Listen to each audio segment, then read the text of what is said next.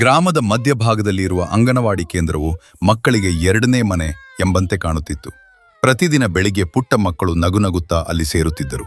ಆ ಅಂಗನವಾಡಿ ಕೇಂದ್ರವು ಮಗು ಸ್ನೇಹಿ ಮೂಲಭೂತ ಸೌಕರ್ಯಗಳಿಂದ ಸಮೃದ್ಧವಾಗಿತ್ತು.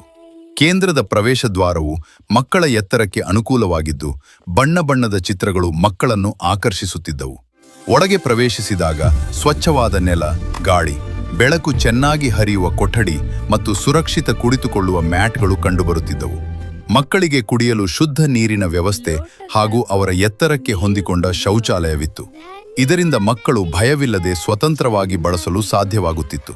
ಅಂಗನವಾಡಿಯಲ್ಲಿ ಆಟಿಕೆಗಳು, ಪುಸ್ತಕಗಳು ಮತ್ತು ಚಿತ್ರಪಟಗಳು ಮಕ್ಕಳ ಮನಸ್ಸನ್ನು ಕಲಿಕೆಯ ಕಡೆಗೆ ಸೆಳೆಯುತ್ತಿದ್ದವು. ಹೊರಾಂಗಣದಲ್ಲಿ ಸಣ್ಣ ಆಟದ ಮೈದಾನವಿದ್ದು, ಜಾರುಬಂಡಿ ಮತ್ತು ಜೋಲು ಮಕ್ಕಳಿಗೆ ಸಂತೋಷ ನೀಡುತ್ತಿತ್ತು.